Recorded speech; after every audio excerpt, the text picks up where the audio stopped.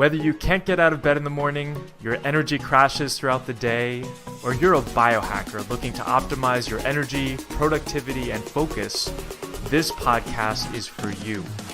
I am Dr. Evan Hirsch, and I will be your host on your journey to resolving fatigue and optimizing your energy. And we'll be interviewing some of the top leaders in the world on fatigue resolution. Welcome.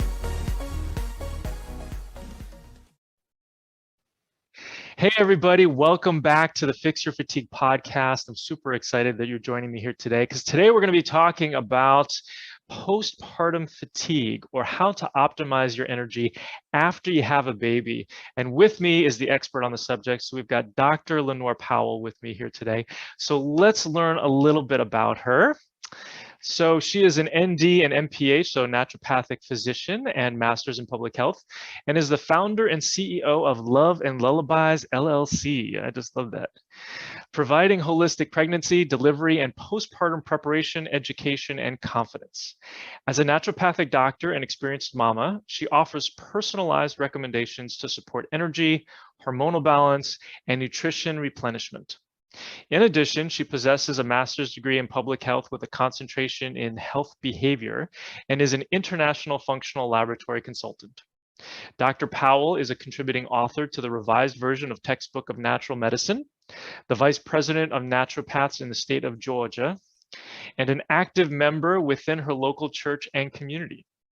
Although Dr. Powell's accomplishments within the world of medicine and track and field precede her, her proudest accomplishments revolve around her success as a wife and mother of 3 amazing children. Lahnor, thank you so much for joining me today. Thank you for inviting me. I'm glad to be here. So let's talk about this postpartum time. But first, let's talk about your story. Like, why is it important to focus on, or why do you focus on this perinatal period? It sounds like before, middle, and after pregnancy. Why do you focus on that? Because there's a gap. There's a gap in our traditional, society and how we actually handle women after they become pregnant. They go see their OBGYN for appointments where they get, urine sample analysis. Every once in a while, you'll get a blood test.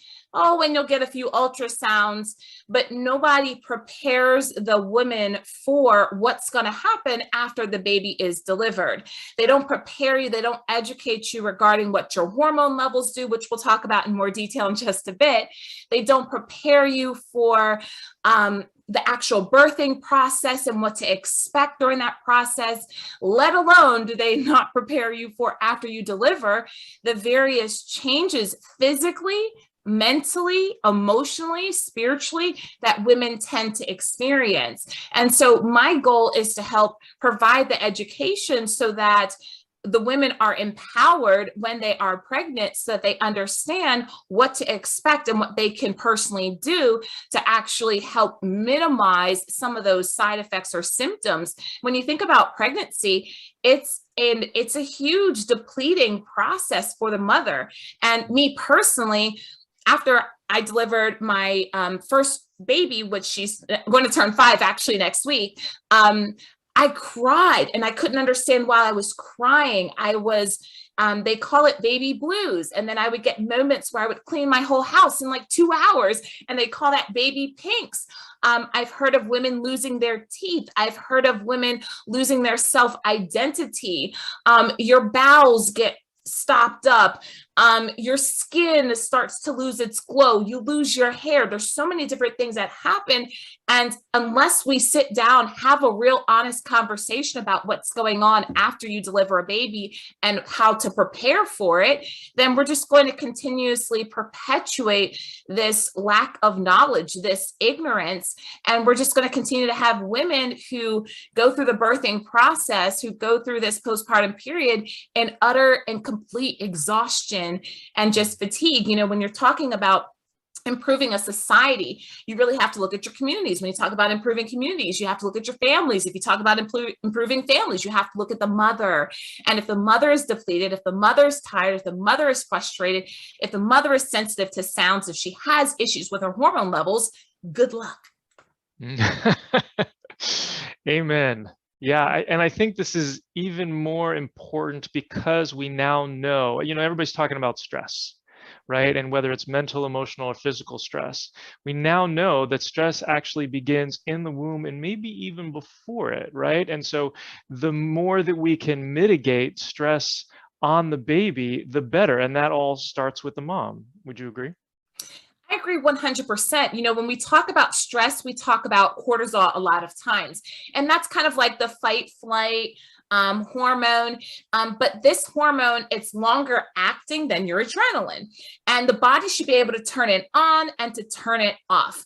And with this, cortisol or this stress hormone that's produced in pregnancy, it actually increases, especially in the latter trimester, where actually the placenta, the other organ that the woman grows during pregnancy, takes over cortisol production.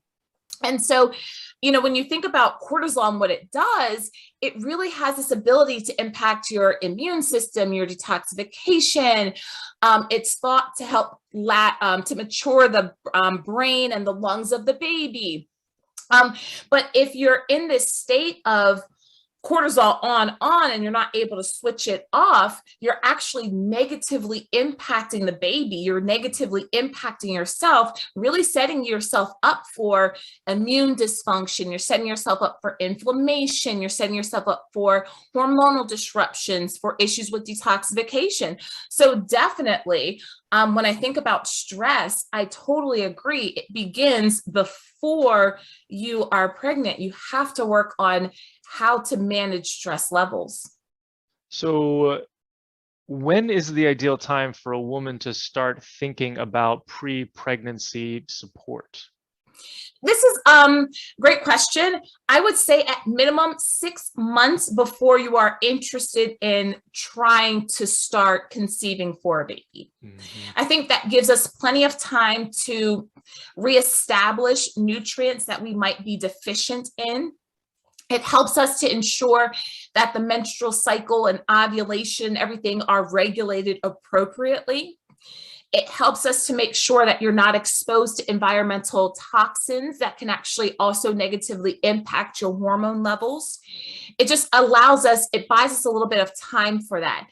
Now, if you can give somebody 2 years, that's great, right? But at minimum, we want to at least give a healthcare practitioner at least 6 months. That's so important. So for everybody listening right now, if you know somebody who's thinking about getting pregnant, definitely get them in touch with Dr. Powell or somebody like her, where you are going to, where they're going to make sure that they are getting rid of all these toxins beforehand. Because can you talk to us a little bit about kind of some of the toxins that babies come out with? I've heard stats, in the umbilical cord and in the breast milk, just to give us a little bit of understanding.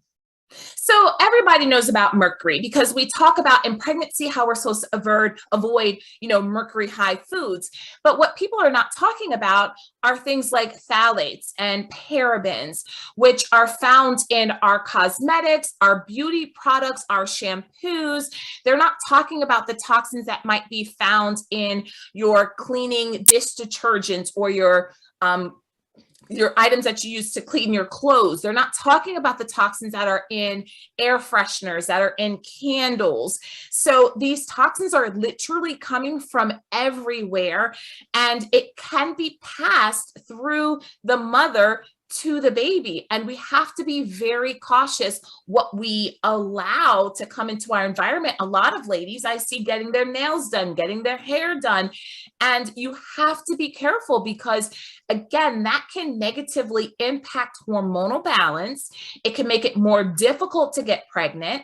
It can make your pregnancy a little bit more rocky. And it can also make your delivery and recovery process more difficult as well, especially when you're talking about hormones spiking crazy high and dropping off crazy low. You want to make sure you don't have exogenous or hormones coming from your environment or things coming from your environment that can impact your hormone levels. And this isn't all bad news, right? There are things that people can do to get rid of these toxins out of their bodies before they have a child, right? Absolutely. Number one, plastic containers, Tupperware. You should not be heating up your foods in Tupperware. You should not be placing hot foods in Tupperware or plastics. When you go to a restaurant, don't use styrofoam. Try to either eat your food there or, try to avoid heating up your food, because again, that's a really easy place that you can get toxins in your body. When you're drinking water, try using glass containers. Look at your cookware, look at your beauty products. I like to send women to the ewg.org website. And on there, they have a place where you can actually enter in your beauty products, and it rates like the cleanliness of those beauty products. There's apps, and they actually have an app too you can download on your smartphone and scan products. There's another app called Think Dirty, Buy Clean.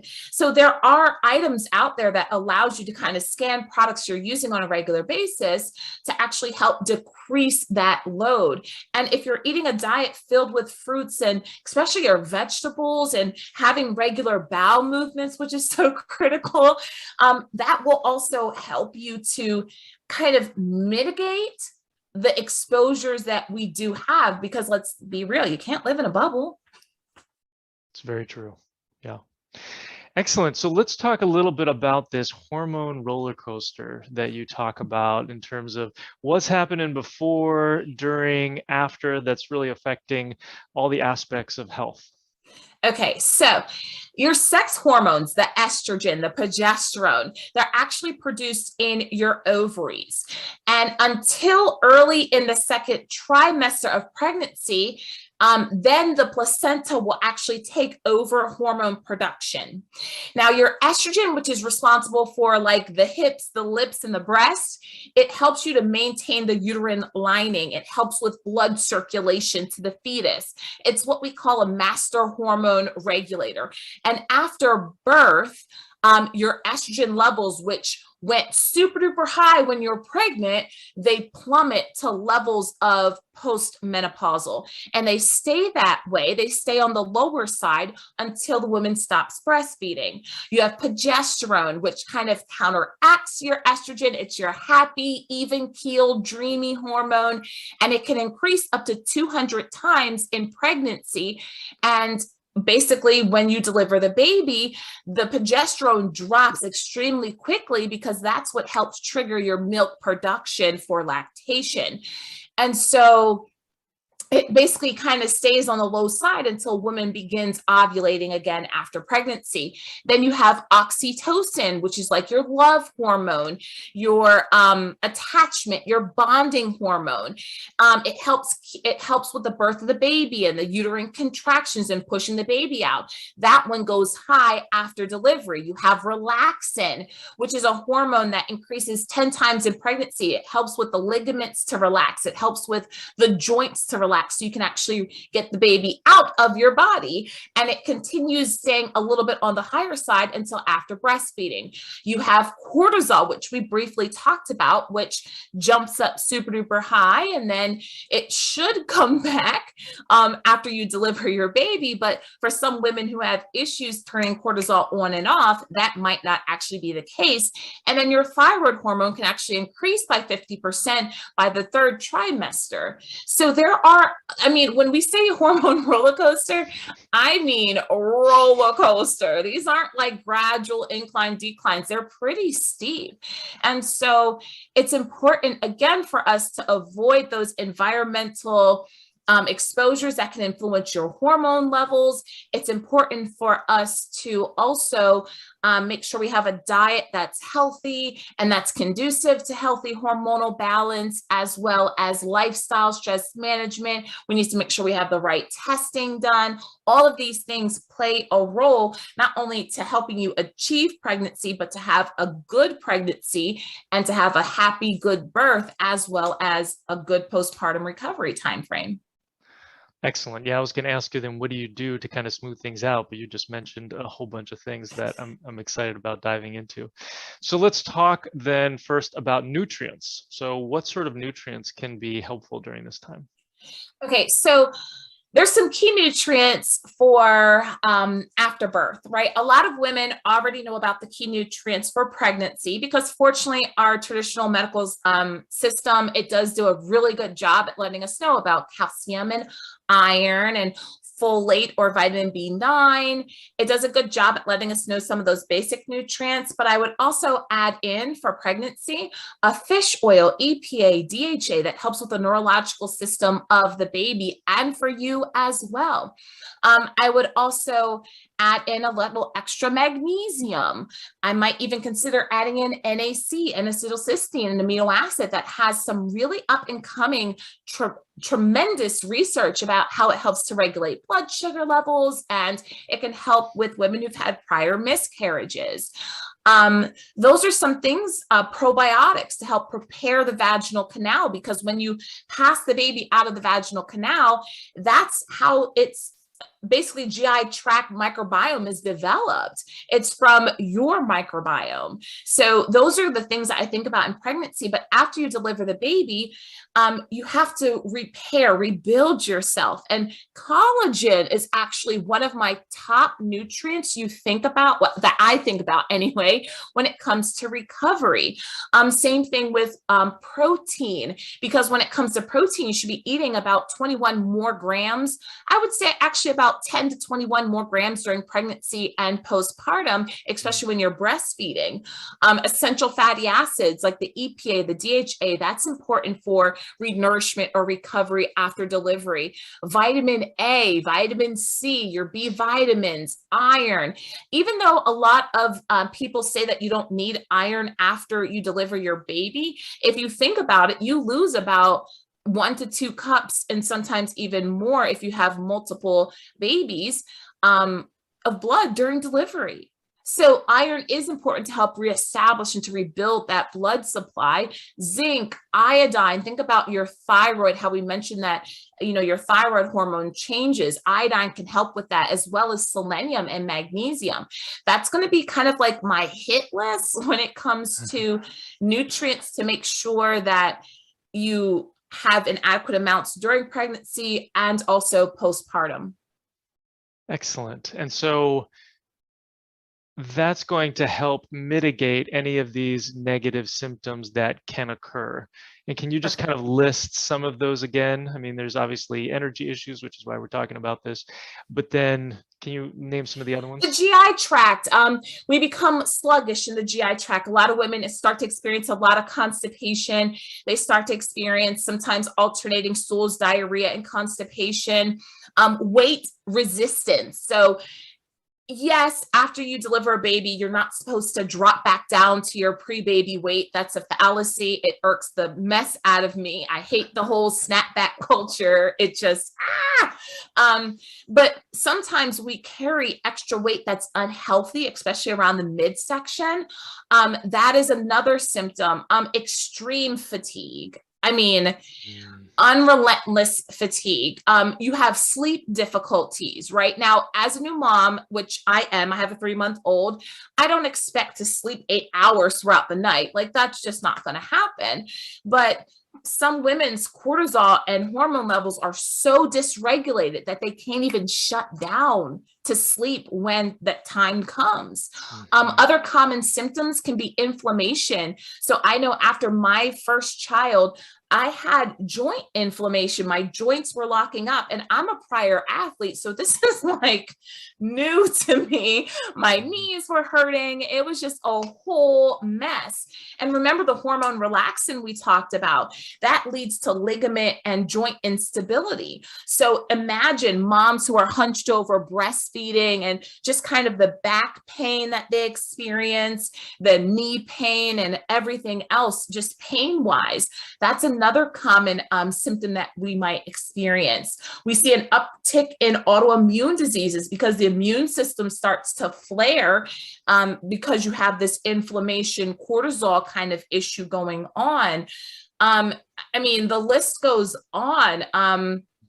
Those are probably the most common ones. And just mental, emotional, we see more depression, more anxiety, and a loss of self-identity. Who am I? A lot of women lose it in their everyday roles of being a mom, being a wife, and carrying a full-time job and whatever else they're doing. Yeah, it seems like you kind of have to drop everything, put everything on the shelf for a number of years, because all of a sudden there's this new animal that literally can't survive without you. Exactly. Yeah, that's got to be hard. I know I've had conversations with my wife about that, and how long it's taken for her to kind of get back on the horse. She had a business, and whatever, we kind of let that go when it was, we had to take care of our child, but then kind of getting back on that can be really challenging. Exactly. I would imagine, yeah. So a couple things around postpartum, around having, after you have a child. So I'm really glad that you mentioned autoimmunity, because isn't that time the #1 time for women to get autoimmune conditions? Whenever you have drastic hormonal shifts, okay? So I just got my menstrual cycle for the first time. I just had a baby. I'm going into menopause. Those are the 3 timeframes where we see an uptick in autoimmune diseases. Interesting. Yeah. So, but with doing all these things that you're talking about, the lifestyle habits, the nutrients and whatnot, this is a way to mitigate those risks, right? Yeah, it's a way to mitigate the risk. Now, there are genetic predispositions and things like that, but I also stress strongly testing, because even if you have an autoimmune condition, it's not the end of the world. There's a lot of things you can do to help kind of calm down the symptoms so they don't kind of take over your life. So early identification is going to be very essential. And that's another place I think we kind of fall short with our current system. Women don't have clear direction when the next time they're supposed to go to their doctor and get testing after they've had a baby. There's no guidelines. There's no extra appointment covered through insurance, right? We just had that 6-week appointment where literally it can last less than 5 minutes. Yeah, that's a problem. One of the things you mentioned also was back a little bit was like the chemicals and the phthalates, and how those can be triggers for the autoimmunity, the heavy metals, chemicals, molds, infections. They can all, if they're in the body, the immune system sees it, the hormones going bonkers, right? And then they're reacting to all of these things. But it's just kind of an important message to get out there that, oftentimes, more than often, we know that we have these toxicities in our bodies. We just don't know how much and whether or not it's going to trigger an autoimmune condition. So that's why it's even more important to do this pre-pregnancy planning. Would you agree? Absolutely. And it's going to make it more difficult to achieve pregnancy.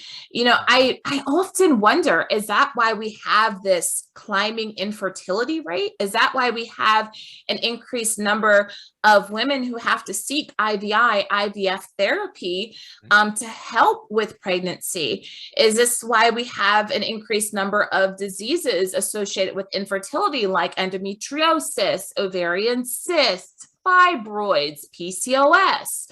It makes you wonder. Yeah, I definitely believe that to be the case. Yeah.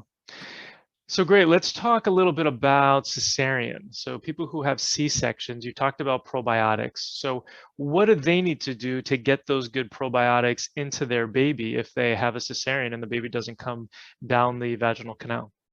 So if it's a planned cesarean section, there's good news. You still want to take your probiotics and things like that, and you can do kind of an artificial inoculation of the baby. Okay. So this is where you have a conversation with whoever is your physician or your practitioner who's going to be working with you, and you're able to take a swab of the vaginal canal, and then you just kind of smear it on the baby's face when they first come into when they're first delivered from the C-section. So that is an option. Now, I had 2 emergency C-sections. So I did not even do any kind of inoculation because I wasn't planning on having a C-section. And by the time I realized I was having a C-section, it was too late for me to even do anything because, you know, you're given antibiotics and different things like that for the procedure so you don't get an infection. So what I did was I used probiotics. So I got a powdered probiotic. And what I would do is I would take the powdered probiotic and put it around my nipple around breastfeeding, or put it on my finger, or you could even put it on a pacifier, BPA free. And you can put it on a pacifier and have the baby, you know, suck on the pacifier. There are other ways to help establish the microbiome of the baby, even through cesarean section. Brilliant. Yeah, that's so important. Because as your gut goes in what the first 6 months of life, so it goes for the rest of it, or something like that. Ah, I like that. Yeah. I'm gonna use that. Please do. So a couple of other questions around timing. So in terms of detoxification, this is always a question that kind of I'm always arm wrestling with myself. So getting rid of, so let's say somebody's got toxins in their body and then all of a sudden, oops, they get pregnant. And you know that removing those toxins is important, but you also don't want to dump toxins into the baby, right? So how do you wrestle with that? What do you think? That's a tough one. That's very tough. But when you're going through a detox program or protocol, you should be using contraception. Right? Like that's like number one thing that we should be telling our women who are of childbearing ages, to use contraception during these time frames, because you don't want to get pregnant during these times, right? Now, and this happens over and over again, but women do become pregnant during detoxification protocols, you stop what you're doing. Right. So you want to stop saunas, you want to stop binding clay or charcoal, whatever you might be using. You want to stop coffee enemas if you're doing those. Whatever the protocol is, you want to immediately stop. And now it's time to provide those prenatal nutrients to support the mama. And also you want to decrease your current exposures to toxic things. Now, I mentioned NAC, but also vitamin C. Right. These are also things that you can use pretty safely in pregnancy. You just don't want to go too high with vitamin C because of the bowel stimulation. And, you know, that happens around the abdomen area. You got to be careful. But you want to make sure that we have antioxidants on board, eating your dark pigmented color berries. You know, this is all going to be important and helpful just during that time frame. And I agree with you. I wrestle with it too. People want to still do things to get it out their body. And I'm like, yeah, wait, because during that first trimester, think about what's happening. You're taking cells and they're multiplying and they're developing, and all of a sudden these cells are joining together to create limbs. And in the second trimester, you're maturing your organs. You really don't want to have an increased level of toxins circulating within your bloodstream at that time. Mm-hmm. And essentially when you're doing a detox is that you're mobilizing those toxins. You're pulling them out of the tissues and organs into the bloodstream so you can get them out of the body. Yeah.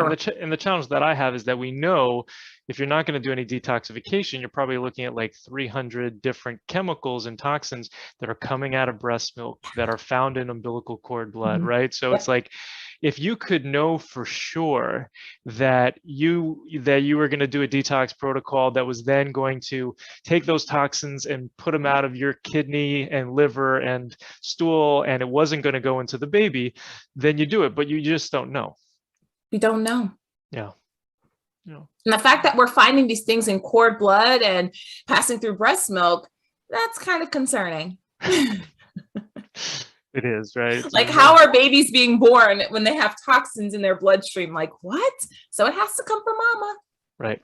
Exactly. Yeah. So even, I mean, you had said initially at least 6 months, you know, prior to wanting to get pregnant, 2 years would be great. And, you know, if you're childbearing age, it's like, and you think you might have kids, it's just a good idea to, you know, get these things assessed and see what you have in your body. Absolutely. Absolutely. We're actually seeing more women going into pregnancy in a depleted state. Oops. Right. You know, we're talking about postnatal depletion. Oops. You come in depleted, You go through a depleting process of pregnancy.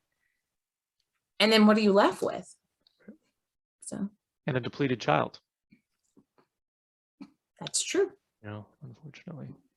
Yeah. So, but things you can do. So don't get worried about, if you're listening to this and you're worried about all this bad news we're giving you, just realize that this is education and that there's always things that you can do about this stuff. So don't get down on it. Next question is about placental encapsulation. So can you tell us a little bit about what that is and what you think of it? Yeah. Oh, I think it's wonderful. I think it's a great option. Your mainstream medicine doesn't necessarily back placental encapsulation. There isn't a ton of literature, but animals do it all the time. Right? So sometimes we have to look at nature to understand what might be helpful. What happens is after you deliver your baby, your placenta, the organ that you grew during pregnancy, it is delivered afterwards. We call it afterbirth. And what a trained placental encapsulation individual will do, they will collect your placenta that has been put on ice. So you have to put this in your birth plan. Your healthcare facility and team need to know about it, but they put it on ice. And within 1 to 2 hours, somebody who is trained in encapsulating the placenta will come and pick it up. They thoroughly clean it. And then they dry it and grind it down to a powder. And sometimes they'll even add different herbs like ashwagandha, for example. They encapsulate it. And then you as the mama then receive that and you take it. Now, what they have found is they find very low levels of toxins, which is awesome. They also have found low levels of estrogen, progesterone, CRH, cortisol, low levels of these hormones that when you have a baby, they go offline. So it helps to prevent that steep roller coaster of the hormones. It helps to kind of normalize it a little bit. Now, we're not talking about therapeutic doses of estrogen and progesterone. We're talking about just a little dab, a little bit will do ya, but it could help mitigate some of those changes. And they say that it actually, the hormones through the placenta and all the nutrients that the placenta has, because that's what's responsible for taking the nutrients from you and giving it to your baby. So it is very nutrient dense. And then sometimes, as I mentioned, they put like ashwagandha herbs and they put other nutritive herbs like nettles, for example, right? And it's a very nutritive, mineral rich herb. And they kind of it can really help rebalance you and decrease your risk of postpartum mood changes and depression and different things that might come with being in a depleted state after pregnancy. Excellent. So don't knock it till you try it, right? It sounds exactly. Now you have to plan in advance, though. You can't wait till the last minute, like your third trimester, and decide that's what you're going to do. Because the individual who's going to pick it up has to pick it up in such a short time frame. If they have other people they're working with, they might not be able to take you. So it has to be planned well in advance. So it's like the original bioidentical hormone complex. Love it. There you go. Yeah, love it. So you mentioned a birth plan, and it sounds like you need plans at different steps of this process. So it sounds like you need a pre-prego plan, your prego plan, your post-prego. So like, how many plans do you actually need through this process? I would say at minimum 2, okay? Have a birth plan and then have what people don't realize, a post-birth plan. Okay? And in your birth plan, you want to know the different screenings and tests and injections and different things that they do at that hospital. You want to understand what you would like and what you might want to put off. That needs to be in that birth plan. You want to also put in the birth plan if you want music, what kind of environment, keep the lights dimmed. I don't want the bright fluorescent lights in my face. Keep talking down to a minimum. I want to aim for this type of a delivery. I want to be able to use my birth ball. I want to have a water birth. You want to put all of these details within your birth plan. It's super easy to find birth plan examples online. Now, you also want a post-birth plan.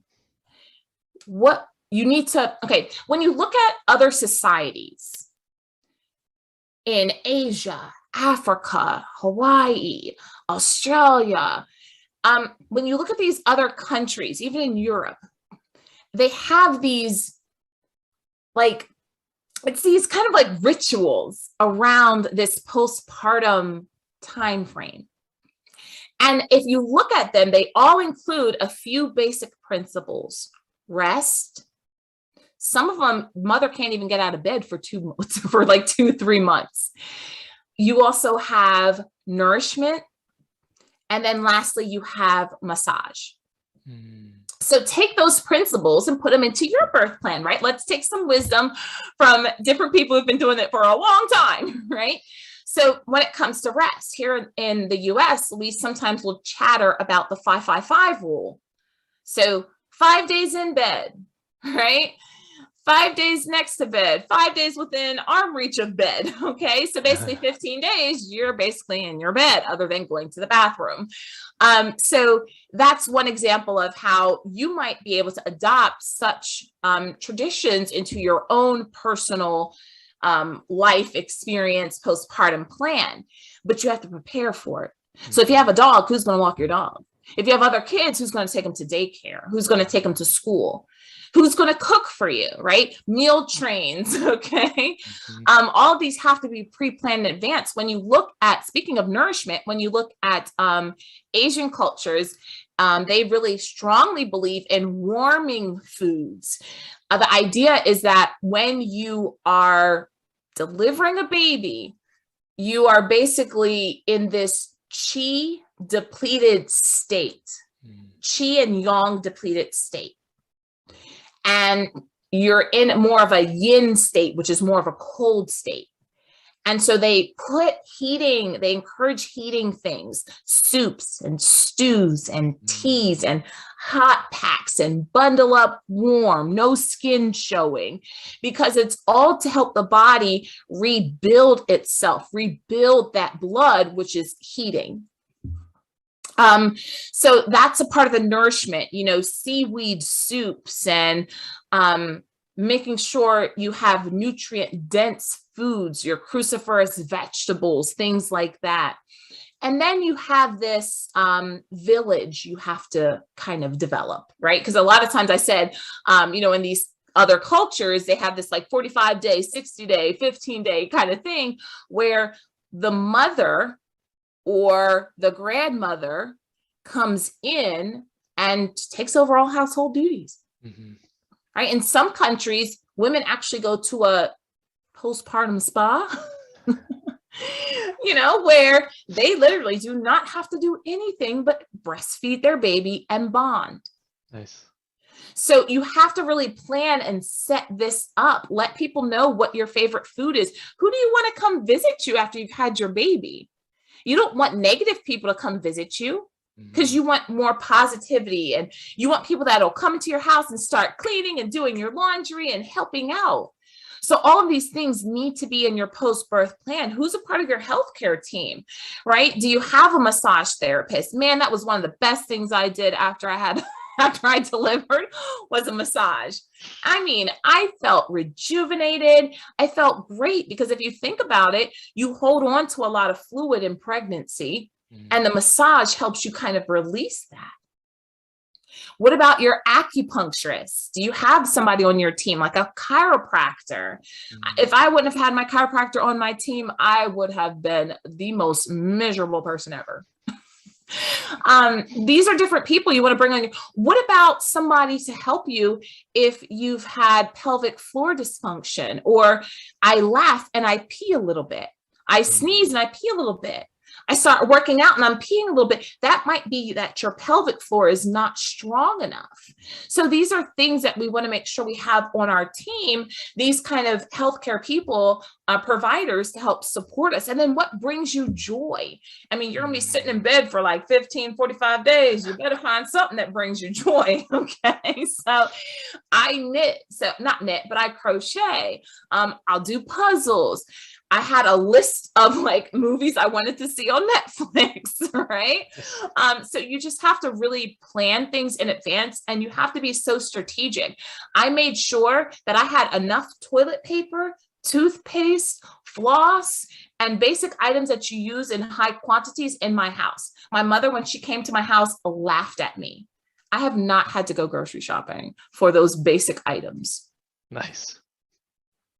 I feel like that kind of intentionality is what's going to heal the world. And, you know, in giving a child and giving that mom, you know, that best start or that best recovery seems to be such an important part of this, right? If the children really are our future, which they are, right? The best start that we can actually give them and the best parents that we can give them, the less stress, the greater health, you know, the greater wealth they can have, right? Absolutely. Yeah. I couldn't have put it better. That was like tied up in a bow. That was perfect. So I could just talk to you all day long, but we're gonna conclude here in just a minute. So where can people go to learn more about you? Please come to my website, www.loveandlullabies.org. That's LOVEANDLULLABIES.org. I also am on Instagram at loveandlullabies.blog. You can visit me there as well and interact with me. I have a few fun freebies on my website. Please come and check it out. I have blogs on my website. I'm extremely transparent, if you can't tell by now. And so I have just a lot of really helpful resources. And if you are, you know, pregnant, I would absolutely love to work with you. We can work one-on-one. Even if you've already had your child and you're like, you know, I was healthy until I got pregnant. That's when all my symptoms happened. You know, check me out. That might be postnatal depletion. And there's definitely things that we can do to really help bring you back into a state where you're not so tired, where you're not so exhausted, where your adrenals are working better, your thyroid's working better, you have balanced sex hormones, you have a wonderful sex life. Like, we can help you get back to that stage.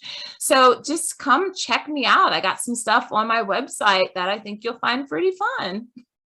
Awesome. I love it.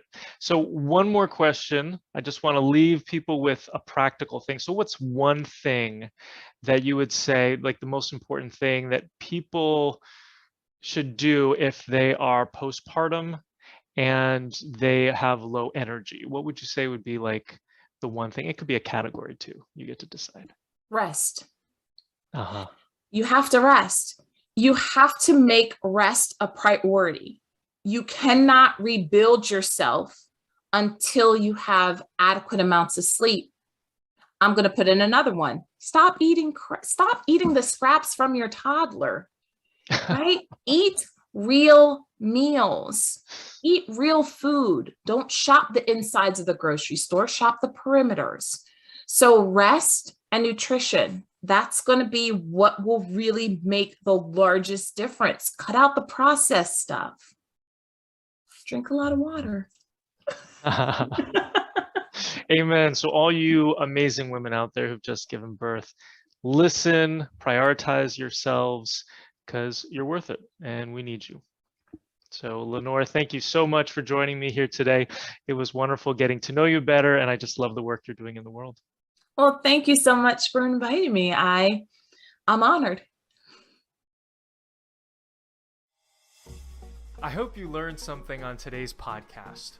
If you did, please share it with your friends and family and leave us a 5-star review on iTunes. It's really helpful for getting this information out to more fatigued people who desperately need it. Sharing all the experts I know and love and the powerful tips I have on fatigue is one of my absolute favorite things to do. If you'd like more information, please sign up for my newsletter, where I share all important facts and information about fatigue, from the foods and supplements to the programs and products that I use personally and recommend to others so that they can live their best lives. Just go to fixyourfatigue.com/newsletter to sign up, and I will send you this great information. Thanks for being part of my community. Just a reminder, this podcast is for educational purposes only and is not a substitute for professional care by a doctor or other qualified medical professional. It is provided with the understanding that it does not constitute medical or other professional advice or services. If you're looking for help with your fatigue, you can visit my website and work with us at fixyourfatigue.com. And remember, it's important that you have someone in your corner who is a credentialed healthcare professional to help you make changes. This is very important, especially when it comes to your health. Thanks for listening.